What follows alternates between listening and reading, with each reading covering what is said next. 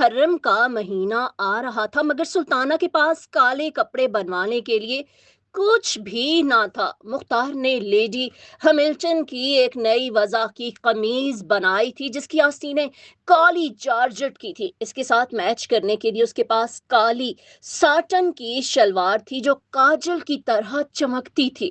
انوری نے ریشمی جارجٹ کی ایک بڑی نفیس ساڑی خریدی تھی۔ اس نے سلطانہ سے کہا تھا وہ اس ساڑی کے نیچے سفید بوسکی کا کوٹ پہنے گی کیونکہ یہ نیا فیشن ہے۔ اس ساڑی کے ساتھ پہننے کو انوری کالی مخمل کا ایک جوتا لائی تھی جو بڑا نازک تھا۔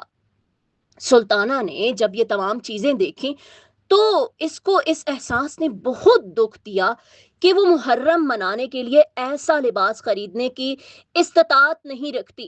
انوری اور مختار کے پاس یہ لباس دیکھ کر جب وہ گھر آئی تو اس کا دل بہت دکھی تھا۔ اسے ایسا معلوم ہوتا تھا کہ ایک پھوڑا سا اس کے اندر پیدا ہو گیا ہے۔ گھر بالکل خالی تھا۔ خدا بخش بھی حسب معمول باہر تھا۔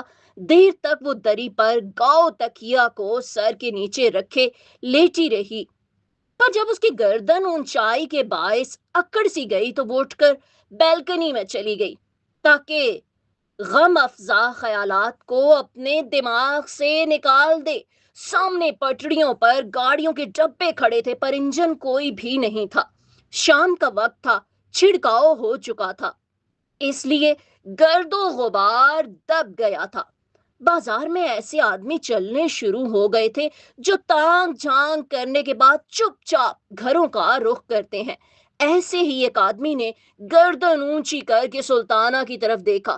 سلطانہ مسکرا دی اور اس کو بھول گئی کیونکہ سامنے پٹڑیوں پر ایک انجن نمودار ہو گیا تھا۔ سلطانہ نے غور سے اس کی طرف دیکھنا شروع کیا اور آہستہ آہستہ یہ خیال دماغ سے نکالنے کی خاطر جب اس نے پھر سڑک کی طرف دیکھا تو وہی آدمی بیل گاڑیوں کے پاس کھڑا نظر آیا، وہی جس نے اس کی طرف للچائی نظروں سے دیکھا تھا۔ سلطانہ نے ہاتھ سے اسے اشارہ کیا۔ اس آدمی نے ادھر ادھر دیکھ کر ہاتھ کے اشارے سے پوچھا، کدھر سے آؤں؟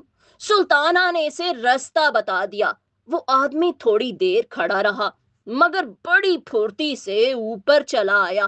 سلطانہ نے اسے دری پر بٹھایا۔ جب وہ بیٹھ گیا تو اس نے سلسلہ گفتگو شروع کرنے کے لیے کہا، آپ اوپر آتے ہوئے ڈر رہے تھے۔ وہ آدمی یہ سن کر مسکرایا، تمہیں کیسے معلوم ہوا؟ ڈرنے کی کیا بات تھی؟ اس پر سلطانہ نے کہا کہ یہ میں نے اس لیے کہا کہ آپ دیر تک وہیں کھڑے رہے اور پھر کچھ سوچ کر ادھر آئے۔ وہ یہ سن کر مسکرا دیا، تمہیں غلط فہمی ہوئی ہے۔ میں تمہارے اوپر والے فلیٹ کی طرف دیکھ رہا تھا۔ وہاں کوئی عورت کھڑی ایک مرد کو ٹھینگا دکھا رہی تھی۔ مجھے یہ منظر پسند آیا۔ پھر بیلکنی میں سبز بلب روشن ہوا تو میں کچھ دیر کے لیے اور ٹھہر گیا۔ سبز روشنی مجھے بہت پسند ہے، آنکھوں کو اچھی لگتی ہے۔ یہ کہہ کر اس نے کمرے کا جائزہ لینا شروع کیا۔ پھر وہ اٹھ کھڑا ہوا۔ سلطانہ نے پوچھا، آپ جا رہے ہیں؟ آدمی نے جواب دیا، نہیں، میں تمہارے اس مکان کو دیکھنا چاہتا ہوں، چلو مجھے تمام کمرے دکھاؤ۔ سلطانہ نے اس کو تینوں کمرے ایک ایک کر کے دکھائے۔ اس آدمی نے بالکل خاموشی سے ان کمروں کا جائزہ لیا۔ جب وہ دونوں پھر اسی کمرے میں آ گئے جہاں پہلے بیٹھے تھے تو اس آدمی نے کہا، میرا نام شنکر ہے۔ سلطانہ نے پہلی بار غور سے شنکر کی طرف دیکھا۔ وہ متوسط قد کا معمولی شکل و صورت کا انسان تھا مگر اس کی آنکھیں غیر معمولی طور پر صاف و شفاف تھیں۔